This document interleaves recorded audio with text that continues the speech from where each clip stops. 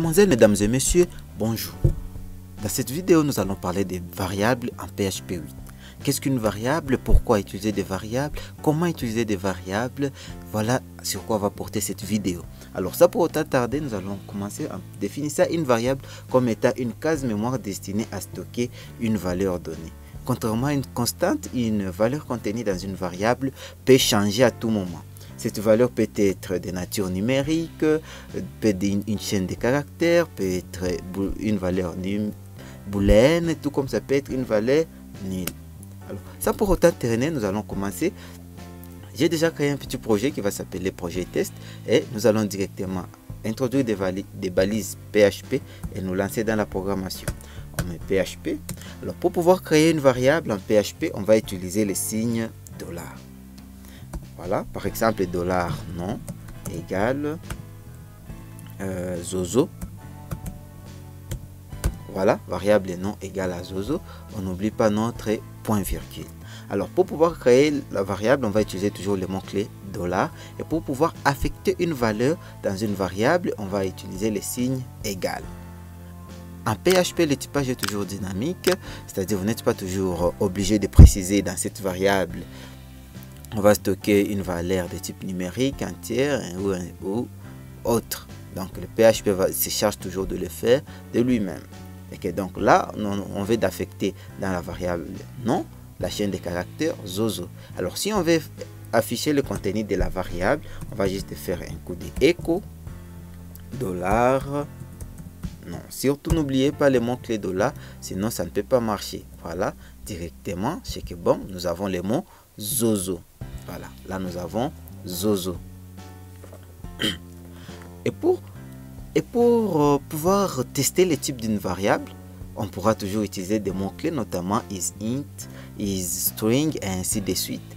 Mais avant d'y arriver, on va essayer de stocker autre valeur et pouvoir tester cet aspect dynamique des variables en PHP.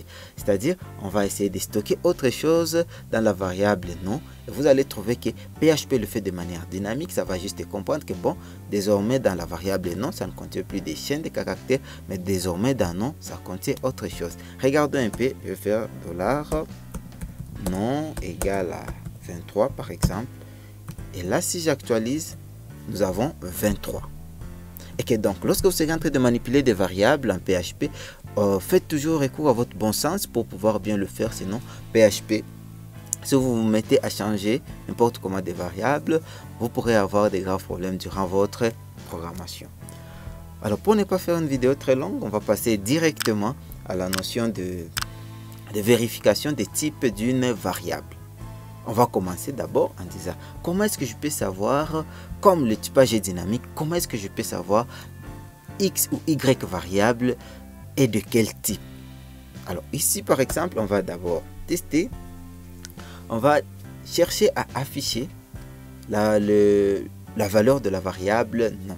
Alors là, on va tester d'abord si non est d'une valeur ou est une valeur entière, c'est-à-dire on va tester s'il s'agit de int. Voilà, alors on va faire ici maintenant, pour pouvoir utiliser, il y a la fonction qu'on va appeler isInt, et une fonction qui doit ramener une valeur booléenne. Par exemple, si on met isInt non, voilà, et qu'on fasse un coup de écho sur ça, c'est-à-dire ça doit nous ramener vrai ou faux. Voilà, donc si ça nous ramène true, ça va afficher 1. Si c'est false, ça peut ou ne pas afficher. Voilà, alors on va actualiser, voir. Voilà, ça nous ramène 1, c'est-à-dire ça a testé, ça a trouvé que le contenu de la variable non est bel et bien une valeur entière, un int. Tandis que si on essaie de faire un écho et si on faisait isString par exemple, isString de non, ça va rien afficher, ça va nous afficher 0. Voilà, isString, echo isString, ça n'a rien affiché. Voilà, ça n'a rien affiché, c'est-à-dire ça veut dire que ça a affiché 0, ça a affiché rien, ça a affiché false. Voilà, et que donc pour pouvoir tester le contenu ou le type d'une variable, on pourra toujours utiliser la fonction isInt pour les chaînes de caractères, on utilisera tout de même isString. Non, isInt pour les entiers, isString pour les chaînes de caractères. Il y a aussi d'autres fonctions. Voilà, vous allez voir, on peut même tester si c'est un tableau, si c'est un float, si c'est un fichier, si c'est un double, ainsi de suite. Par exemple, on peut prendre isBool. Voilà, on peut prendre isDouble. Voilà, isDouble. Voilà. Et que donc, les amis, là, on est en train de tester le type de la variable. Et après cette vidéo, on va s'intéresser particulièrement à un type de variable vraiment particulier qui est les chaînes de caractères. Voilà.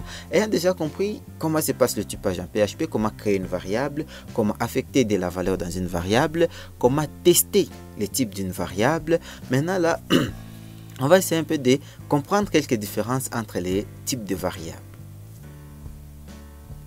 Alors, pour mieux comprendre la différence entre les types de variables, on va essayer un peu ici de stocker des variables comme âge. On va y stocker 23. Tandis que montant, par exemple, puisqu'il s'agit de l'argent, on va stocker 24,67. Voilà. Et on va stocker bool ou bien string $, non. On va mettre là-bas zozo. Zozo. Voilà. On a pris les noms, le montant. Il y a aussi des valeurs $. On prend aussi $. On va vérifier si véracité ou bien vérification. Vérification égale à true. Voilà. Et que donc là, on voit que dans la variable âge, on stocke 23. C'est-à-dire là, on stocke juste un nombre entier. Tandis que dans montant, on stocke un double. Donc ici, c'est un entier. Là, c'est un int. Ici, c'est un double. Voilà. Ici, c'est une chaîne de caractères. Chaîne de caractères.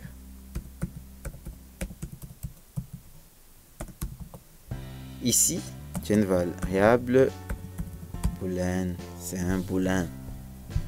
Et que donc, les amis, il y a plusieurs types de variables en PHP que vous pouvez utiliser selon le besoin. Vous n'êtes pas toujours vous ne pourrez quand même pas utiliser une chaîne de caractères pour stocker un nombre ou ainsi de suite. Sinon, ça serait en train de vous renvoyer des erreurs.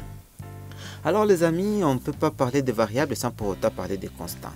Mais c'est quoi la différence entre une constante et une variable? Comme on l'a dit dès le début, dans une constante, la valeur ne change plus. C'est-à-dire si vous stockez les noms égal à zozo, désormais, partout où vous serez appelé à utiliser la constante, vous allez toujours utiliser la même valeur, vous ne pourrez pas changer. Si vous essayez de changer, ça va vous renvoyer une belle erreur. Et que donc, comme on l'a dit, des constantes, pour pouvoir déclarer alors une constante, qu'est-ce qu'on va faire? On va utiliser les mots-clés define.